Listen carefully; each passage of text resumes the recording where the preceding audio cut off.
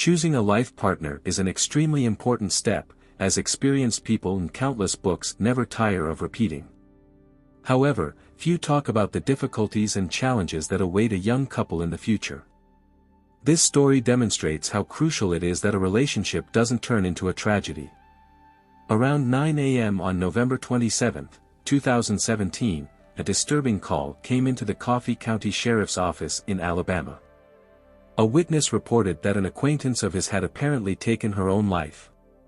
Police officers immediately rushed to a house owned by a local church. It had previously served as a pastor's residence but had recently been rented out at a discounted rate, but only to parishioners. The last tenant of this dwelling was a recently divorced mother of 4 named Sarah Starr. She was 38 and had been married for 16 years. It was a difficult relationship that she had finally found the courage to end.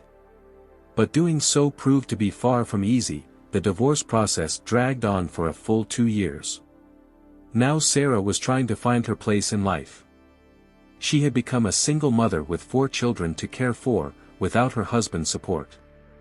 She had to take on all the parental responsibilities, including providing for the children's needs, as her husband initially did not help. The woman's world had been turned upside down. However, in the absence of her confrontational husband, who had constantly pressured her, life seemed to have become simpler and safer. Sarah Starr was born in 1979 in the small town of Colby, Kansas. She was a wonderful mother who adored her children and easily fulfilled her parental duties. From a young age, she quickly found common ground with children. That's why, even in her youth, she decided to become a teacher. Sarah got an education and started working at a local elementary school, where she taught literature and writing. She loved her job very much, and everyone who interacted with her during and outside of classes could feel it. People spoke of Sarah as a sensitive and balanced woman who got along wonderfully with children and knew how to get them interested in the learning material. Her marriage began back in February 2001 when 22-year-old Sarah married Jason.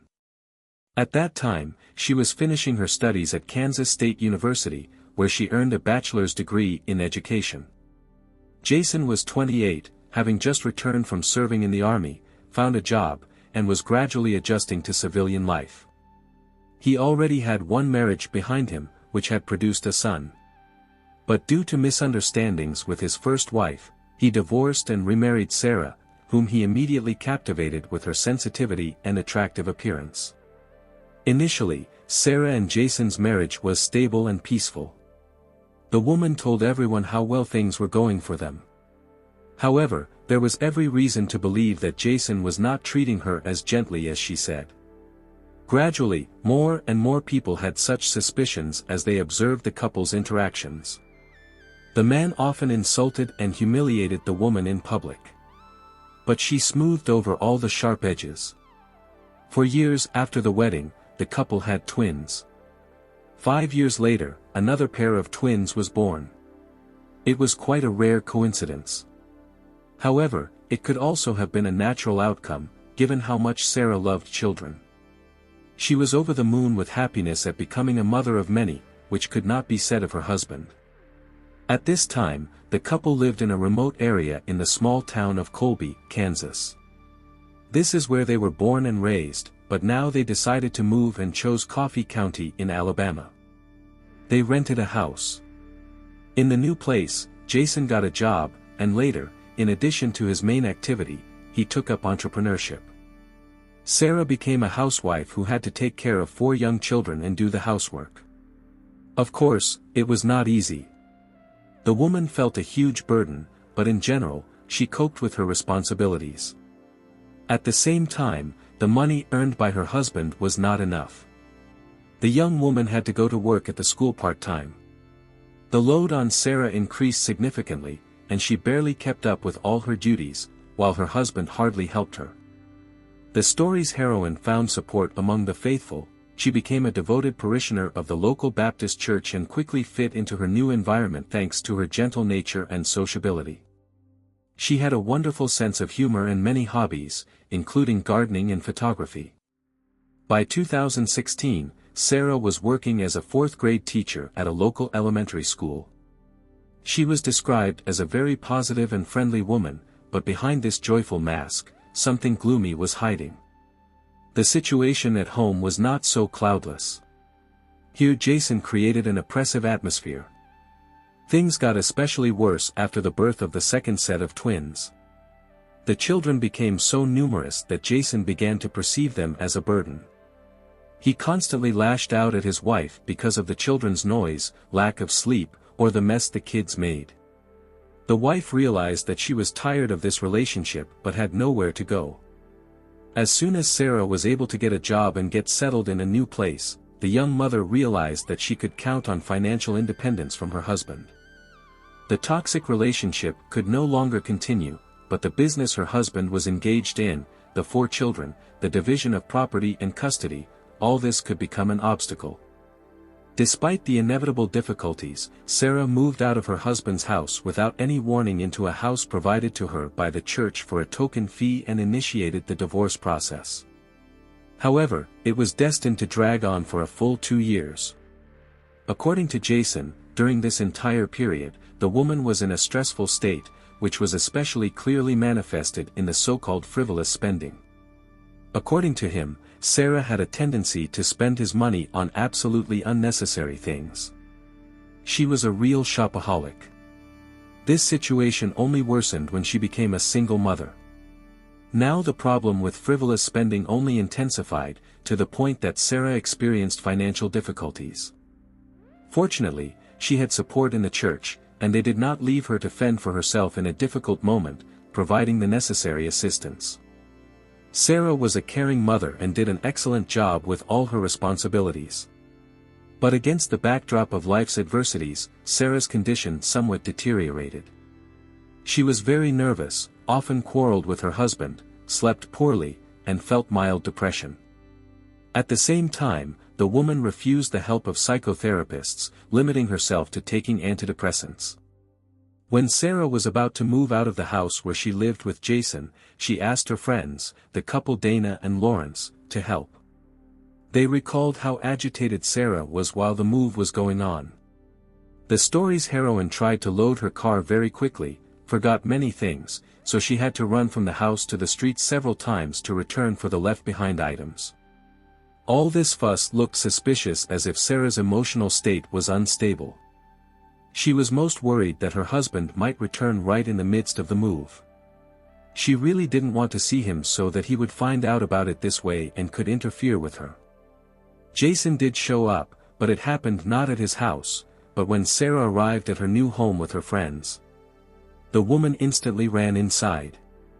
Lawrence met the man at the doorstep, blocking his way into the house. He stood up for his wife's friend, asked Jason not to go inside, and the man obeyed.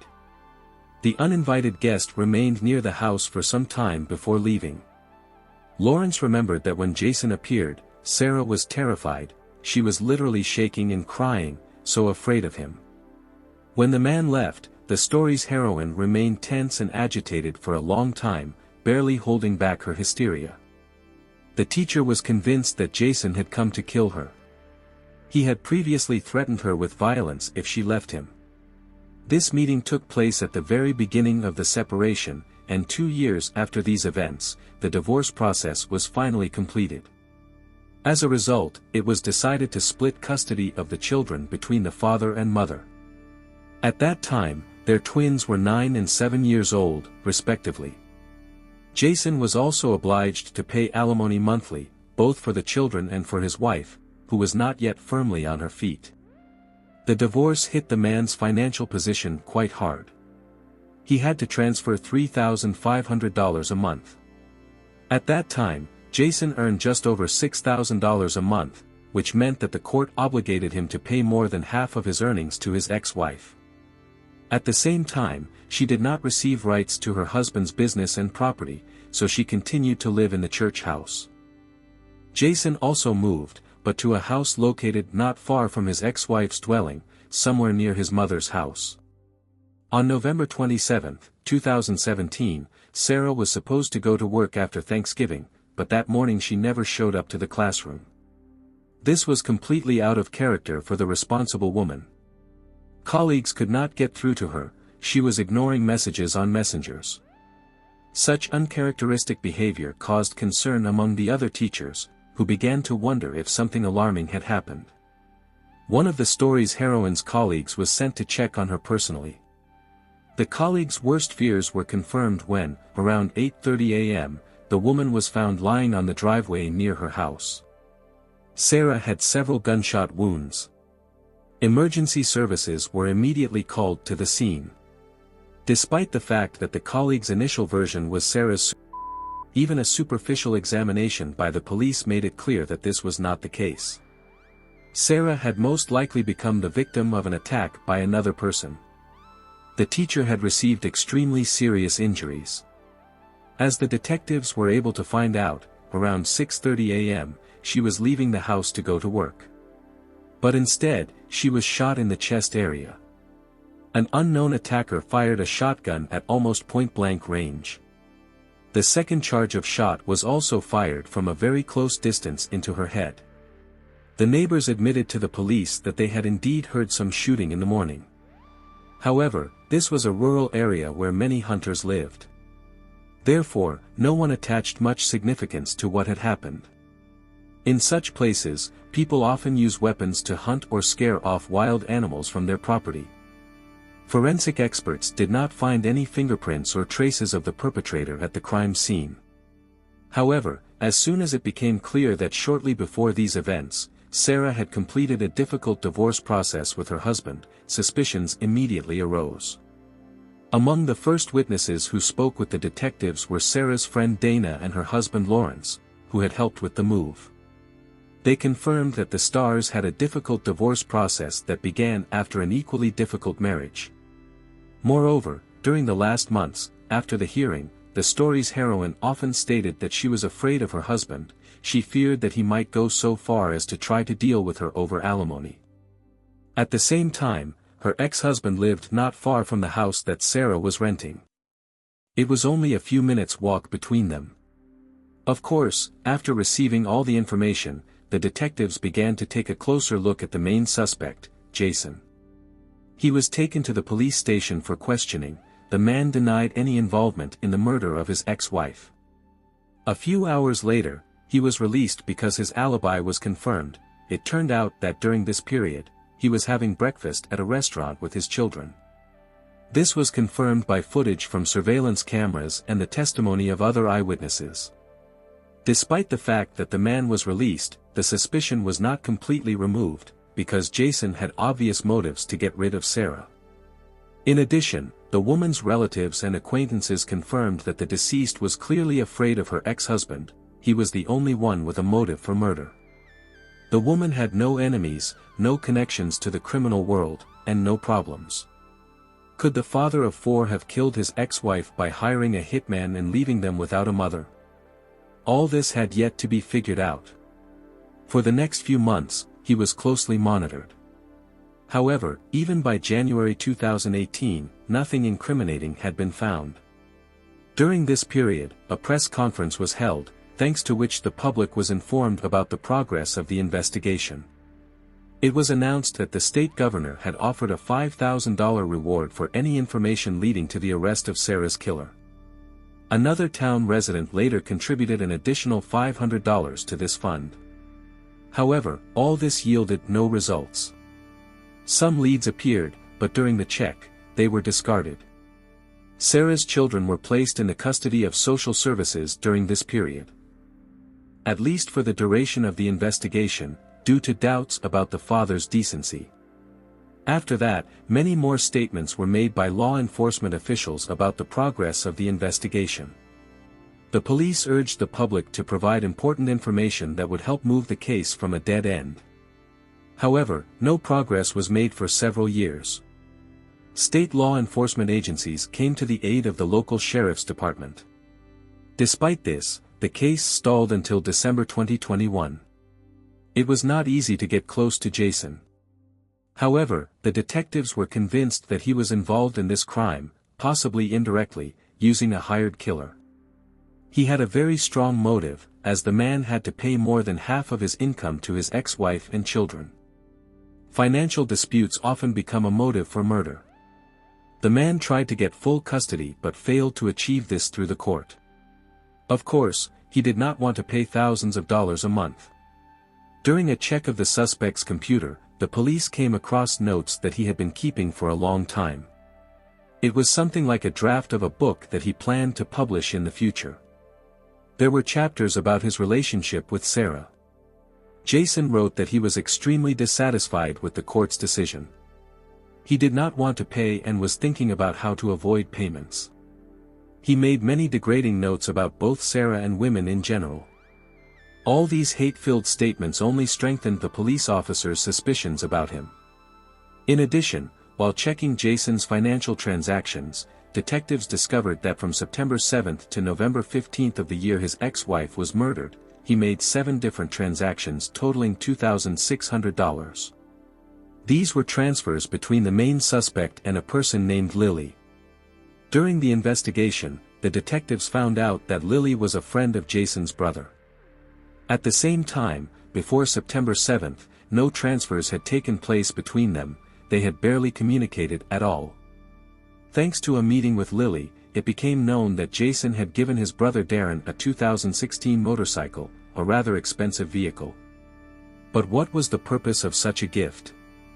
The man clearly did not have the financial means for such costly presents. He justified himself by saying that he had an accident but did not want to report it to the authorities, so he gave the damaged bike to his brother for repair. The brother allegedly estimated the scale of the repair at $5,000 and said that he could take payment in parts as spare parts were purchased. Why Jason decided to transfer the money through Lily, whom he hardly knew, the man kept silent about. It looked suspicious. All this was completely legal, but it seemed doubtful that the transfers for the motorcycle repair were made to a girl who was practically a stranger. Jason explained the transfers in the amount of $2,600 as financial assistance that was needed to repair the motorcycle. However, the detectives believed that this was actually a payment to his brother or Lily, one of whom, and possibly both, had attacked his ex-wife and killed her. It was believed that Lily was used as a straw-person intermediary to pay for the crime and, at the same time, confuse the tracks. The detectives were also convinced that Jason's same motorcycle was used to get to Alabama unnoticed. Darren was described as a rough, unpleasant man. He had lived most of his life in a trailer in Texas. He was far from any excesses in life and shunned society. His past included several nonviolent crimes. For example, an arrest in 2013, when the man was stopped for speeding. At the same time, the police had a patrol dog with them, which gave a signal about the presence of prohibited substances. Thanks to a search, several types of prohibited were found on him, as well as equipment for their manufacture and use. For this possession of prohibited substances, he received a relatively short sentence. But did this make Darren a murderer? The police checked the brothers' messages and other data from their cell phones. It turned out that before Thanksgiving 2017, the main suspect in the murder had just arrived in Coffee County, Alabama. This happened on November 18, and he stayed here for 10 days. At the same time, he was often near the victim's house. Darren's movements were recorded near the church house. He turned off his cell phone around midnight before Sarah's murder. The perpetrator was probably watching and tracking the teacher, so he wanted to hide data about his geolocation from the detectives. His cell phone turned on again around 10 a.m., already in Texas. On the evening of November 27, the day of the crime, he was in Texas and sent his brother Jason a message that resembled some kind of code. It was about a successful deer hunt. It seemed the brothers were communicating using coded correspondence. One of the story's heroine's neighbors said that he had seen a motorcycle that matched the description of the one kept by the brother. The conspicuous vehicle appeared near Sarah's house several times before the murder. Moreover, before the crime, it was repeatedly noticed here by various people.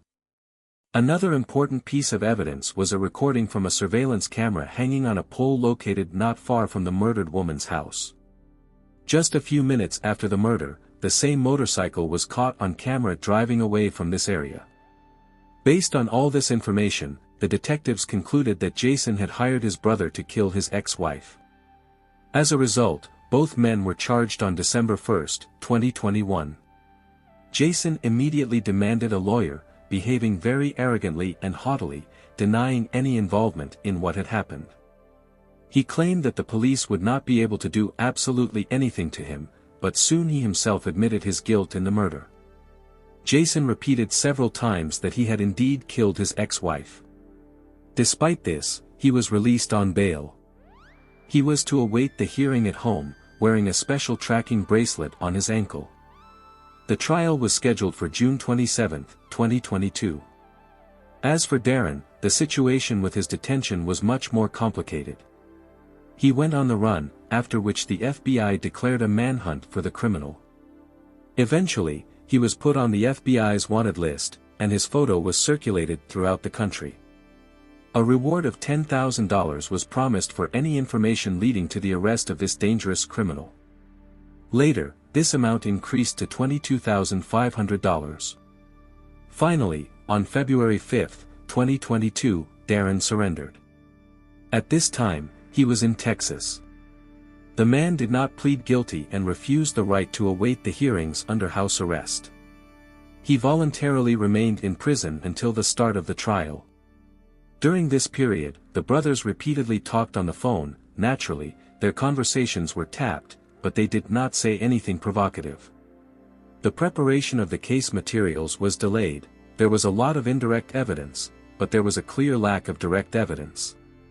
Darren's lawyer made several attempts to provide confirmation that the murder was committed by another person, but he did not provide any evidence of this.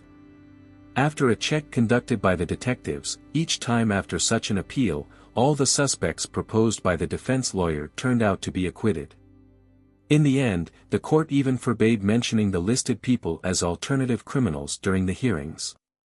One of the state laws stipulates that without the presence of compelling evidence, no one has the right to even mention a person's name in the context of their involvement in a crime in court. Only on September 11, 2023, hearings finally began over both criminals, and due to postponements, including thanks to the lawyer's side, they were delayed for more than a year. The prosecution focused on proving Jason's financial motive. Obviously, he had no desire to pay more than half of his income to his ex-wife. The prosecutor's office provided a large amount of direct and indirect evidence that Jason had turned to his brother Darren and prompted him to commit murder. He provided his motorcycle so that his relative could get to Alabama and carry out the attack, and transferred money to his girlfriend. The prosecution insisted that Lily's behavior and her connection with the brothers were a weighty argument in the prosecution's piggy bank, because before these events, both men did not communicate. She was a distant acquaintance with whom contacts had long been broken, while money was transferred to Darren through her, and she took a small percentage for herself. Lily managed to justify herself by denying involvement in the crime. According to her confession, the woman had no idea why these two men were engaged in such matters. She was shocked when she learned that she could be regarded as an accomplice in the massacre. However, in the future, it was decided to abandon any claims against Lily. The defense, on the other hand, insisted that the police did not have sufficient grounds to bring charges against the brothers. First, the murder weapon was missing. Second, witnesses who saw the moment of the attack with their own eyes, or recordings from surveillance cameras, were also absent. The lawyer emphasized that other direct evidence that could be considered indisputable was simply absent. Even Jason's notes on the computer were more of a cry from the heart out of desperation.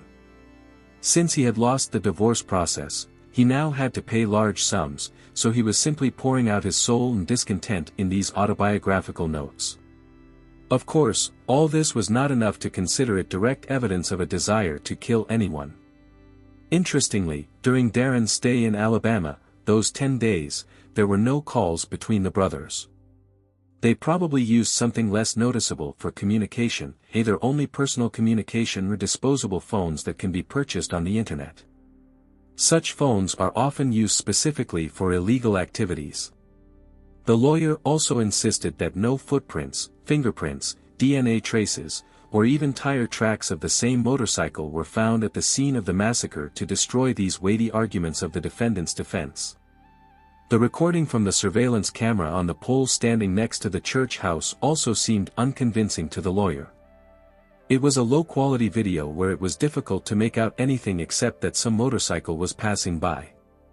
The defender referred to the fact that many people in the district had bikes, so anyone from the local residents could have been driving past the pole. The lawyer's main argument was the video showing Jason having breakfast with his children. He visited a restaurant 10 kilometers from Sarah's house. The meal took place at the very moment when his ex-wife was shot by the attacker.